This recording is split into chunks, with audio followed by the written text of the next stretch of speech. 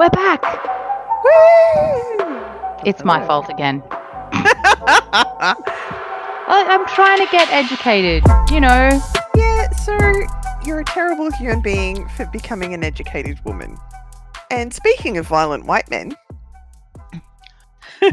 Let's advocate for violence against them. No, let's not, because we'll be taken down. well, see, the thing is, there was a question from an audience member, and they're saying, "Oh, you want to stop violence against women, but surely violence begets violence, and women shouldn't be violent." Mm. But the thing that he's missing is the fact that women not being violent isn't stopping men's violence against women. Oh, absolutely not. Should we And introduce what we're talking about first? sure, So there was a Q&A episode. as a part of the Broadside Festival in Melbourne. They packed the panel full of extremely passionate feminists. Passionate feminists and well-educated women. And Fran Kelly was the moderator. Yes. And my favourite panellist was the Egyptian-American lass, Mona. She was very sweary. So we had Ashton Applewhite, that's anti-ageism. Egyptian-American, Mona El Tahawi. El Tahawi? Okay. Yeah. Look, I have to say at the outset of this, I actually agreed with approximately 50%, maybe less, of what any of these women had to say. So I think we're going to find some significant difference in our opinions here. Probably, because I didn't really have a trouble agreeing with or seeing where these women were coming from. I get that, but I don't agree with them. A lot of the time somebody needed to put in a hashtag not all men in there somewhere, because Really? Mona El Tahawi, she went hard and She did she go was hard, but generalizing. at one point, I think she did say, "I'm generalizing. I understand that it's not everybody, but if you're offended at this, this is about you." And that's what the not all men hashtag kind of boils down to. It's like, "Oh, but you can trust me because I'm a nice guy, TM." It's like, yeah, dudes who go around saying that they're nice guys generally aren't. And they're the dangerous ones because you can't say no to them. You can't refuse them because they're the ones who, in the US, pick up firearms and go around shooting groups of people because a woman said no. It makes it hard. I mean, because there is that, and nice guy TM, I'm a nice guy, but I'm really actually a violent dingleberry. Well, yeah. It makes it really hard for people who are decent human beings to actually stand up for themselves, to actually ever say, hang on, you're generalizing. I think people are allowed to defend themselves. And like towards the end, it was just a bit like, you're all included. It just felt really just, Yeah. But I think that they should have left it up. They let the cat out of the bag. They put all those women together with nobody to like push back. Well, they did have quite a few people from the audience saying that, here's the quote from 33 minutes 26 seconds. Murray Saunder, when trying to effect significant change, when is aggression and violence a better option than assertiveness, strong arguments, and modelling the behaviour you expect of others? The thing is, women model the behaviour that they want. They are assertive. Women in general can be quite assertive. But that's not fixing the problem. One of the things that was stopping men feeling up women in Victorian era was hat pins. Because when men started patting bottoms, women started stabbing the offending hand. If men didn't want to get stabbed, they would not pat bottoms. But men got all men got very offended at that. You know, women are stabbing us. No. Men are invading women's personal space. That's what started it. You can't blame women for defending themselves. Interesting thing happened recently in Japan. Not the hat pin, but what women can do after they get groped. They we've discussed this, haven't we? You get a little dark light stamp and you stamp the person with that hand thing, the dark light. I guess, I don't know, when they get home, their wives or girlfriends check them over. Why is it the wife or girlfriend's responsibility to rein in an autonomous male being? An adult grown man should be responsible for his own actions. Absolutely. I can appreciate Would it work the as a beauty of a man or deterrent? woman, but I don't have to fucking touch them to appreciate how nice they look. There are some beautiful videos on YouTube, like tiny little powerhouse female bartenders just flooring guys who dare to grope their asses on the way, just like turning around and smashing them in the head. That's okay. That's pretty funny. It gets problematic when you're like, if you're trying to rape us, we're going to kill you. I mean, Margaret Atwood, asking a group of men what they're most afraid of, and it's women laughing at them. Ask a group of women what they're most afraid of, men killing them. Yes. We're not starting on an even playing field here. A man may try and rape a woman. It's not sexual, it's about power. And that woman, in general, would have lower upper body strength, may not be as fast to run away, or may not be able to defend herself in a meaningful way. If she fights him off too aggressively, he might decide to kill her. Or he might just kill her anyway, because he can, because she's there. Yes. In domestic violence cases, or in violence against men, it's men killing men. In domestic violence cases, it's men killing men or women. There's not a lot of women killing men. There's not a lot of women killing people. Or people in general. In general. Other women, each other, men, whatever. It's just weird I don't agree with incarceration. I don't agree with the death penalty. But in that situation, if you're seriously defending yourself from a violent assault, I say use any means. Oh, God, yeah.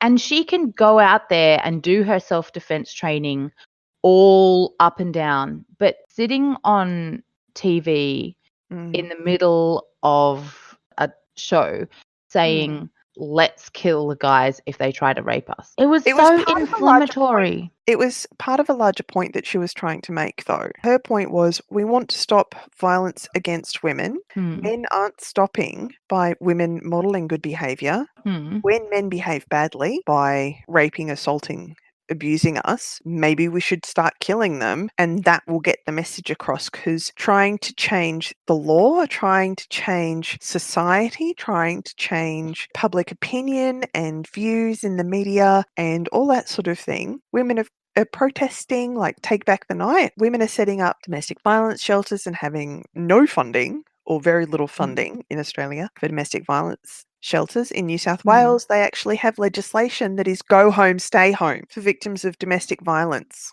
Okay. See, all of those options would be better. I mean, but that's what's going on now. If you're in the middle of, but actually funding things correctly and, having a special law, which is like the example that they brought up, the one punch kill is seen to be worse than, some other things. If you made certain things much more heavily punished. Well, the thing is, the legal system doesn't want to heavily punish violence against women because they're afraid of the repercussions against the women and the community once the offender gets back out into the community. They're not talking rehabilitation. They're not talking about severe sentences. They're talking about what happens when that violent person goes back into the community. I've got an answer for that. Yes? Never, ever let them back out. Well, it could be like if you did a one-punch kill, don't you just get life in prison? You don't have to worry about repercussions if they always will stay there forever. Well, that's true. And hopefully it would be a deterrent, but incarceration isn't a deterrent for everybody because people still lie, cheat, steal, break laws, speed, Absolutely, but you can change people's behaviour and you can change men's behaviour. Drink driving was a serious problem in this country and they introduced Mhm. a law and people didn't Mhm. respect it, and it was still a fun and games to try to wiggle your way home in the car, and then they went hard on the issue for a decade. And it's changed culturally in this country. So I think homeless shelters for women, way harsher penalties, Well, in way New South longer Wales, incarceration. where they have the go home, stay home law, Mm. they pulled 90% of funding from women's homeless shelters because women weren't setting up homeless shelters or domestic violence shelters for men. So the women's shelters got their funding removed, and the go home, stay home law is forcing the couple to go to religious marriage counselling, Yeah. and in no way punishing the violent person. Domestic violence orders or protective violence orders aren't enforced. Stalking is a crime. However, until something bad happens to you, Yeah. like you're dead, police can't really do a lot. All of these things need to change. And Yes. I know Mona comes from another country and she doesn't understand these laws and she doesn't understand all of the little nuance and things that have been problematic. Fran Kelly did bring that up a couple of times. Yeah. When she was trying to sort of talk over the Aussies on the Yeah. panel and was, let the Aussies speak because this isn't Aussie sort of thing. I just found online from bbc.com that the Australian one punch law includes a minimum of 8-year sentence. Oh, that's pathetic. Like, is this That's a where minimum. people die, you get a minimum of 8 years? I feel like that minimum should be a bit higher. I feel like if you kill someone, off you go. Yeah. And I don't care if you were being drunk and didn't really mean it and were out for a lark. You're a fool. Stay in Did you there. know that hard labour was still a thing in West Australia in the late 60s? That's great. I think, did they use that for Indigenous people more than white people? I'm not sure on the stats on that. I watched a episode of Forensic Files from Netflix, and this guy, I don't know if he was Indigenous or not. He presented as white, but he was convicted wrongly of killing a lady friend of his, and he was put to hard labour at Fremantle Jail. And yeah, so that was murder. I think if you kill someone, you got to lose more of your life. Yeah. Manslaughter is different if it's you accidentally drive over someone in your car because for whatever reason you're being an idiot, but you didn't actually intend to drive at that person, even if you were speeding or something like that. You're being an idiot. You should go to prison for a long time for being reckless. But definitely. you didn't. There was no intent to murder. There was just an intent to be a complete fool. So It'd still be vehicular minimum 8 years. manslaughter. Yeah. But if you went to punch someone and they accidentally died, if you went to choke someone and you killed them because their throat got crushed underneath you, then you intended to do them harm, whatever kind of harm, whether the intent to murder them was there or not, you get to go to prison for a long time. If you would have aimed your anger or aimed your intent to harm at a person. With domestic violence against your intimate partner, minimum of 2 years. Yeah, it's not good enough. No, one punch, minimum of 8. That's pathetic. And that's a guy punching another guy, usually, in the back of a head. And it's usually someone he doesn't know. Yeah. This is 20 for both. Oh, God. I don't know what the appropriate sentence would be. I don't know if it's possible to rehabilitate people and convince them that violence is not the way. But yeah, honestly, protecting the people who have had violence perpetrated against them is what we should be doing. Not saying, oh, but he was a good guy. He was really quiet. Yeah, he was a loving dad. He was upstanding member of society. He just had a couple of bad things happen to him, so he slaughtered his children and his wife. No. That's He's some an pretty upstanding person, had a foul couple of language. bad things happen to him, so he went to a mental health facility. Yeah. Everyone lives, you know? It's okay to reach out and ask for help. It's also okay to accept and use the help that you are offered. Mm. And those, I believe, are all different things. Here's something that I can agree with a little bit more when it Mm. comes to inciting violence. I'm not actually suggesting that anyone do this, but I thought that it was really interesting when Nayuka Gori said, when you say violence begets violence, there's some kind of, it's almost sounding like it's like a level playing field, which is not. It's absolutely not. So I think Mhm. if you're defending yourself, then I'm surprised. I wonder if our kind of tipping point in Australia, I wonder what kind of tipping point in Australia is going to be when people are going to start burning stuff. I look forward to it. She said that. Mm. Yes, she did. She looks forward to people burning stuff. And it's so interesting to think that this episode got taken down because oh my goodness, we can't possibly hear of people thinking about actually burning stuff. Not after we Yeah. completely decimated your entire culture and Mm. slaughtered hundreds of your people. We wouldn't want you to start burning our things. Can No. the episode? Yeah. There's a quote from Audre Lorde that Mona got. Mm. It's throughout history. No one else has ever gotten their right or their freedom by appealing to the moral sense of their oppressor. It's fascinating for me that men constantly ask, you don't want to become like us, so don't use violence. I disagree with that. I don't agree with the first half of the statement. I But think you that don't there's think that. plenty of it. Well, in fact, it's more likely to be successful. A non-violent resistance is more likely to be successful than a violent resistance.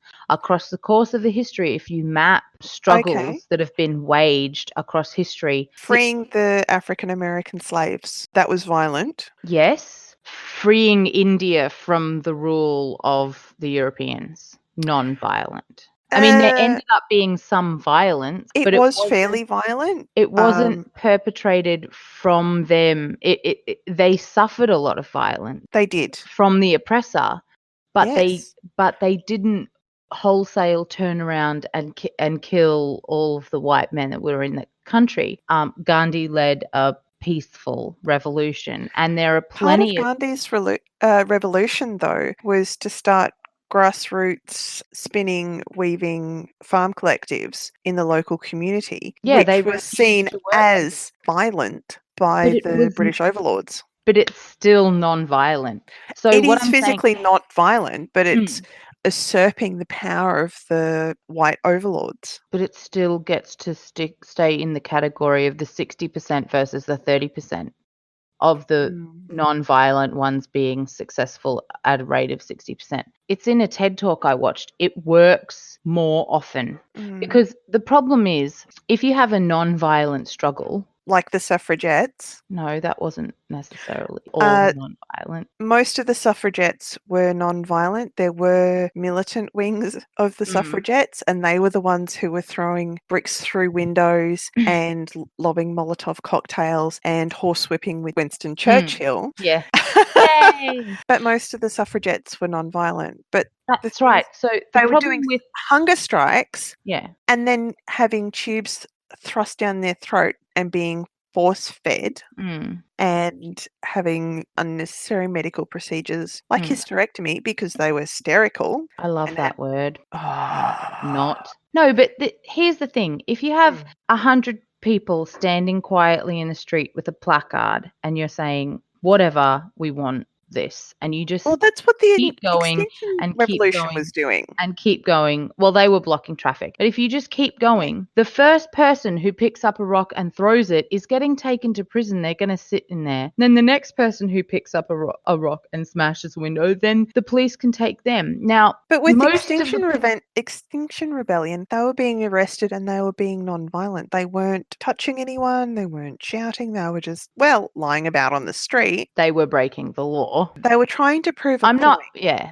and you know what? They were doing it in a non-violent way, and that sits in the category of non-violent. But yes, they're being they could criminalized.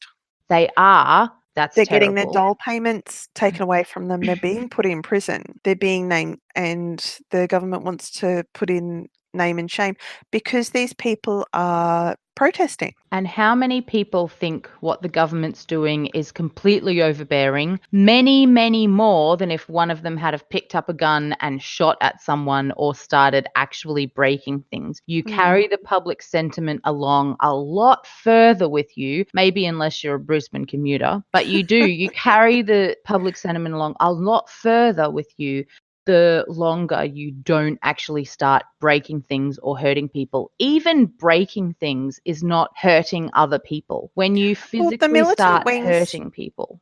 The militant wing of the suffragettes took about 50 or 60 years of the suffragette movement before it came about. It took a long time for it to come about because women were frustrated and that you can there imagine was being a whole bunch of people who'd been in that movement for a very long time turning around to the violent ones and saying, sit the fuck down. We have got this. It's going to take a while, but we're not going to start hurting people. If one of those women had have picked up a gun and shot Winston Churchill instead of smacking him around with a horsewhip, then the entire group would have been called a terrorist organization, or whatever they would have called them then, because terrorist organization is like its new word, and they would have criminalized the lot of them and taken them off and put them in jail. They were trying to. Yeah, but they had less of a leg to stand on because nobody, like, I don't know if anyone was actually killed. There's been suffragettes that were killed while they were in prison and being mistreated. There was a suffragette who was killed at the races when King George was there because she was standing at the finish post to protest. But did they kill anyone? I don't believe so. Moral high ground. Suffragette violence. Suffragette violence and militancy.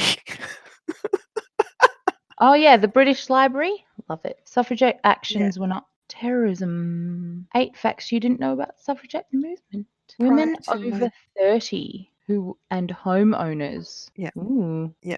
They were the first people to get the vote. And this is the other thing. Men played a key role too. The problem that I had with some of what happened, especially towards the end of that episode, they were generalizing a lot. And I would have felt really uncomfortable if I was a man, especially a white man, in that room. No, because the point of the discussion is to make you uncomfortable, to make you face what women face. One of the quotes from Mona is, when I talk about imaginary violence against men, everyone's like, oh my God, Mona wants us to kill men. And I'm just asking you to imagine a scenario that is the daily reality for women everywhere. I don't agree with that statement. Because what she's trying to say is, okay, men, now just think about this. Imagine that you had people being violent to you all of the time. That's the world that women move through. I don't know what women move through this world where they feel like they're having people be violent to them all of the time. I know that I don't feel that I have people being violent towards me all of the time. However, I have the privilege of being a tall, broad-shouldered white woman who has extensive martial arts training, so I'm confident in how I move. So I can sit in a room full of men and feel completely part of the furniture and entirely accepted and totally respected. Is that friends or colleagues or strangers? Well, I recently started an RP with 4 men who I'd never met, and all of them were perfectly lovely. So I guess they're friends now. Strangers, I feel respected. I feel like we step out of the way of each other, me and men. There was a guy at the shops. He was a trolley collector, and he was just having a bit of trouble because a few of the trolleys had gotten away from him, and he was like, ugh, and I heard the grunt, and I'm like, mate, do you want a hand? He's like, yes, please. He wasn't like, oh, no, I don't need a hand. He was like, yes, please. I grabbed it. I helped. He's like, I've got it from here. I'm like, cool. All right, off I went. There was no genderiness about that at all. I get that Mona and like a lot of these women come from a specific place, but it's like sometimes sometimes we all see the worst of what happens that's reported. See the statistics that are reporting the worst of what happens and the number of people that have a thing happen to them. But what we don't look for and what we don't acknowledge is the number of people that don't have this thing happen. Now, and I know it's a terrible, terrible, terrible problem.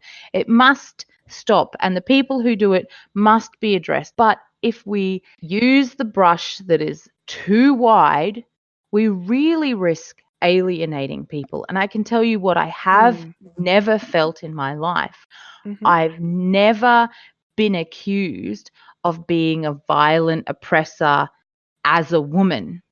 Like I feel like that as a white person, but I've never felt like that as a woman, and it's a disgusting, disturbing, horrible feeling as a white person. And we're trying to make the men in our community feel like that as a man. And perhaps if they are anything like me and white. Because men in general haven't been understanding where women are coming from when we're expressing our stories. I am 40 years old and I still get fucking catcalled. I have people come up to me and make inappropriate comments on a semi-regular basis. And I know it's directed at me because I'll look around and I'll be the only person in that stretch of road, or they will actually stand in my face and say a lewd comment before moving on. And it's like, hi, I'm actually a human being, and that is being incredibly disrespectful and aggressive at me. Like, they're not touching me. Yeah. They're just shouting at me or coming very close and approaching me and saying threatening and lewd things. That's so weird. I never get that sort of behaviour directed at me. I do work in town and I do regularly take public transport. I don't drive. So I have more opportunity to experience the fullness of being outside. I have to say, I drive nearly everywhere. I also live in a particular community where there are a lot of rich people around here.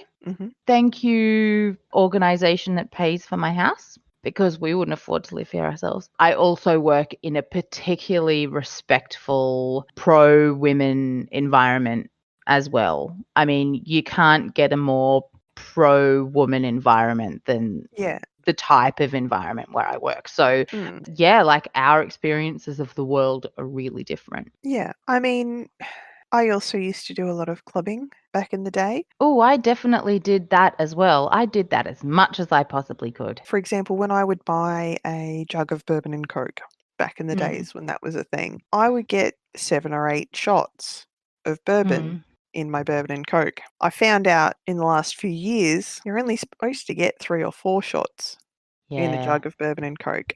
See, I've had the blessing of being always fairly normal looking. Yeah, I've always been fairly alt, whether it was when I was young and incredibly underweight. And that's why you got the extra alcohol, because I've never been underweight. I've pretty much my entire life been overweight, and you don't get extra shots of bourbon in your drink if you are a size 14 or 16. I don't know, because I am definitely overweight at this point in time, but maybe it's because of the way I dress for my size, but I get not preferential service so much as the catcalling and the general notice that randos give me. Geez, do I just look like a square?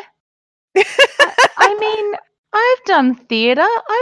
I've hung out with the odd bunch. I guess there was you don't have a nose piercing. You don't have I don't extraordinarily have a long hair. I don't have no tattoos. tattoos. No tattoos. I'm a boring no cartilage piercing. person. No. Well, I said to my now child, I have to be like. There's no choice for me, right? This is my career. Where would I get the tattoo? On a place that is covered by clothing. That's the actually boring quite a fair place. bit on you. You wear a lot of clothing. I do. I layer. Yes. I have yes. My legs need the sun. You could have full leg sleeves, man, and no one at your work would know. I it's true. I occasionally wear really thick pantyhose instead. Like, I never wear stockings. They last about an hour, and then I've brushed past something and it's like, oh, throw them away. Good times. I mean, I don't know. I felt like burning stuff was a much more apt suggestion, because I feel like everybody's benefited from that. Like, most of us around here have benefited from the complete disenfranchisement and destruction of the Indigenous community. I don't actually want people to start burning stuff down. I just really want us to work a crap load harder to make it right. And actually, here's a controversial thing. You know when you go to a proper government organizational meeting, or for a large facility, like, for example, a university lecture or something like that, and they do at the beginning of the lecture say, I would like to acknowledge the traditional owners of the land, the blah people, who, when something's meant to be respectful and you think, that's so easy, meaningless, Yeah. that it's actually disrespectful. Yeah. I thought the Nayuka Gori, the Indigenous. Yeah, and when she had her welcome to country, it's like, yeah, hey. But I think, and it was in a way disrespectful the way she said that. However, the point that she was getting to was the violence against her people. Yeah, I don't know. And the institutional violence against her people. Because normally if there's any Indigenous people around, they grab that person and they get them to say it, right? Yeah. And because I really want to sit down with some people who are not necessarily fully integrated into the white version of our culture, and actually ask them, is this as bullshit to you as what I feel like it is, or should I actually appreciate this as a thing that is good? Because it's always struck me as entirely shallow, entirely self-serving, and just a way to reduce guilt, which absolutely adds nothing, not a single goddamn thing that is actually of practical value. I agree. It doesn't add anything of practical value. However, I think at its core should be, or could be, a acknowledgement or reminder that Australia has a violent past and present, and we should be working on doing better on so many fronts. I would be so much happier with that acknowledgement existing if we were working harder on acknowledging and fixing and making up for the past. Yeah, it's hard because there's so many issues that need to be addressed. There's so much violence and terribleness in the world, and it's easy to become exhausted. Yeah, It's easy I to agree. sort of be disenfranchised. It's like, I want to make sure women, all people who identify as women in Australia are treated as equal people. But what about the men? But what about the women from Saudi? And all of those derailing type of arguments. And, what about the bushfires? What about this? What about that? And it's like, can we just, my focus is this thing right now. Can we work on fixing this section? But unfortunately, focusing on fixing one section won't work. We have to organise large scale and try and get everything sorted all at once. Because I think the solution to a lot of the issues tie into everything else. For example, violence against women, because there's no cultural rite of passage for men. Okay. Men are more likely to light fires, and then we end up with bushfires. Okay. Men, fires, need a strong role model and something to do. Let's tie that together. And then, I don't know, I'm too much of an idealist. So you're not a stay in your lane person. You're like, no, let's take an integrated approach. Well, stay in your lane doesn't work, because I Yeah. think that's what we've been trying, and there's been so much rights wound back because of stay in your lane culture, if you will. So an integrated approach, an intersectional approach would be the best way to do it. Who was it? The author on the Quanda program. She threw to an audience member who is a feminist disability domestic violence activist. And she was saying that as a person with a disability going into a domestic violence arena talking about violence, they were uncomfortable with that because I was talking about violence and I'm a person with a disability, so I shouldn't be in that space. As a person with a disability and a domestic violence background, going to a disability space and talking about violence, I can't, everyone's uncomfortable there because disabled people aren't involved in violence. And so there was all of those layers, which was quite difficult. And how about this? How about this? Like, because you're like coming of age experience for boys, right? So long ago, I had the pleasure of going on a school camp with this one guy who had just gotten a job at some school in Melbourne, and he told me about this, and I just Googled it and found it. So there's a school in Melbourne. They have this Timbertop program, and in year 9, they still do work, but the main difference being for most of the year, our weekends fall on Wednesdays and Thursdays. Saturday and Sunday can be busy times with tourists and other. What they do is they spend most of their time in the mountains doing outdoor education. So outdoor program dominates the weekend for 5 days a week. Students are involved in classes with a year 9 timetable, much like any other school. The main difference is that for most of the year, weekends fall on Wednesday and Thursday. Saturday and Sunday can be busy times with tourists and other visitors at the Alpine National Park, and we like to have the bush to ourselves as much as possible. So they spend their weekends, Wednesdays and Thursdays, in the bush every day. And then towards the end of the year, this guy told me, although I can't find it directly written here, they have to go and spend, after they train them with all of these skills for a long time, just before they graduate, they have to spend time out there by themselves. Like, they obviously know where they are, and maybe they take sat phones with them or whatever, but they go and they spend time by themselves, and they have to take care of themselves. And that's most of year 9. And you can imagine year 9 is like, you're grown up enough, right? You're like basically an adult in the old version of the word before you invented teenagers because of the Industrial Revolution, right? Then you can go into 10, 11, and 12 as a more mature adult because spending time in the environment is actually such a positive experience, and you grow up a lot. So maybe we could do that much more. Obviously, it would be extremely expensive, but girls would do really well with that sort of stuff as well. Go outside more, have these coming of age years. We don't have to keep kids in the classroom as much as we do. It's ridiculous. Yeah, I agree. As part of positive psychology group that I was doing, spending time in nature is one of the big things, like going for a walk outside every day. Going for a walk through your neighborhood, go to a park.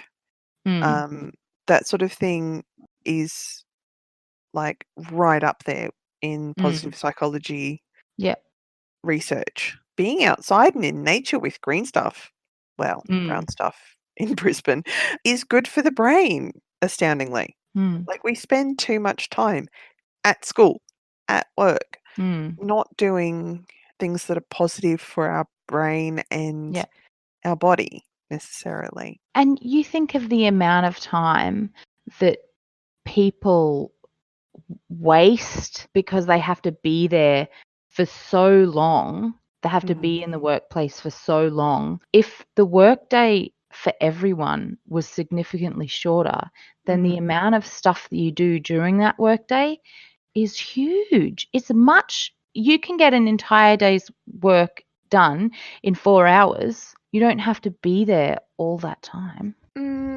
It depends, because if you're like answering phones or something, I guess that's a time thing. Yeah, so is data entry, which is what I'm doing. If I worked 4 hours a day, that'd be great for my energy levels. However, working 4 hours a day, 5 days a week, I would not get the same amount of work done if I worked 8 hours a day, 5 days a week, because there's only so much work you can do in a certain period of time. You can only type so fast. Yeah, I guess that's true.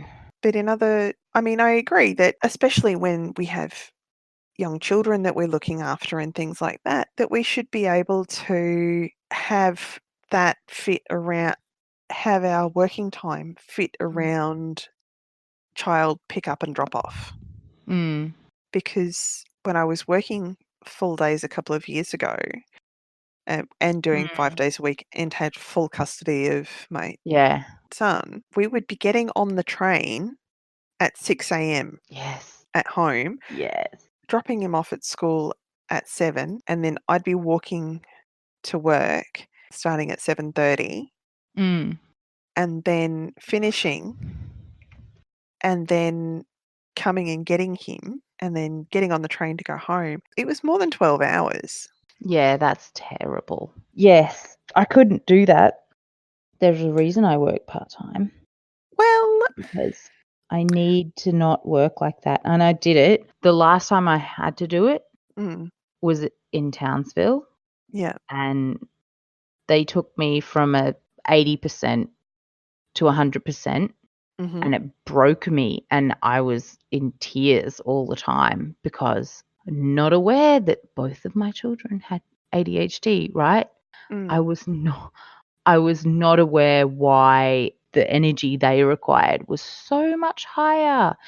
And there were 2 of them. And then my husband went away for the second half of the year, basically the entire time, and everything was bad. So, yeah, just But yes, talking about burning stuff, the eastern side of the country is on fire. Fire. And our ultra-sensitive and compassionate overlord, compassionate overlord said, no, we won't need international help with fighting these fires. We do this all the time. It's fine. Yeah.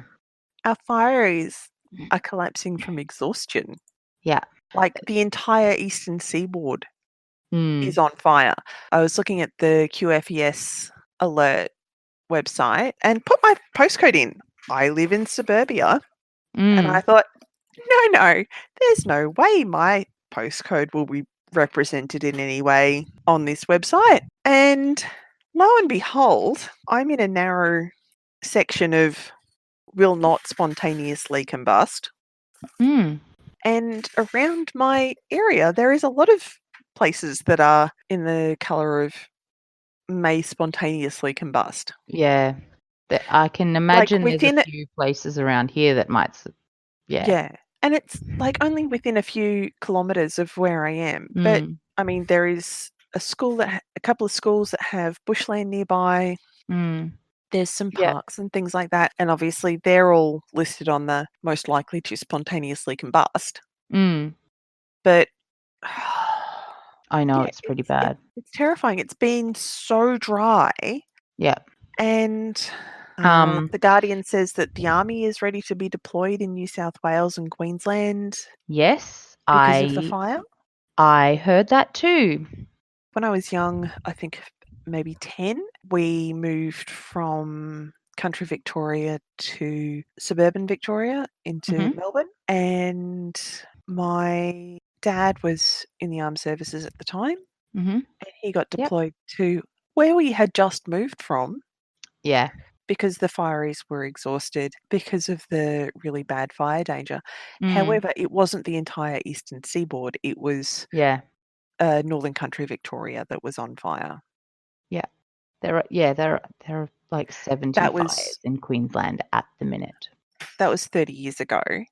And bushfires have only gotten worse since then. That's because for centuries, the Indigenous people used fire as a tool, and now people do not want to use fire as a tool anymore, and they don't do the burnings. Well, and they should use that knowledge to maintain the forest, not just dismiss that idea.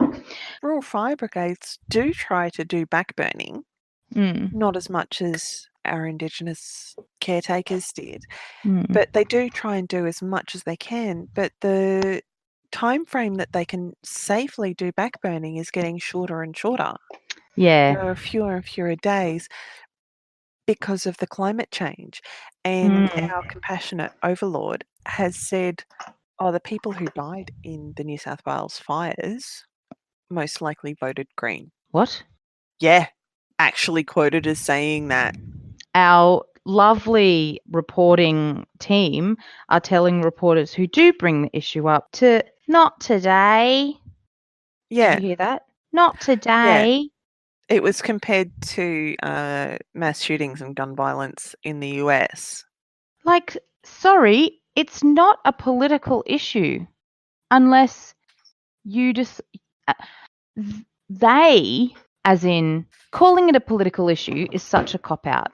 It is an issue. It is a world issue. It's an environmental issue. The fact that you're on the wrong side of it, the fact that it's not bipartisan at this point, the fact that anybody would call it a political issue is because the idiots don't accept it, and they are the ones who've made it a political issue.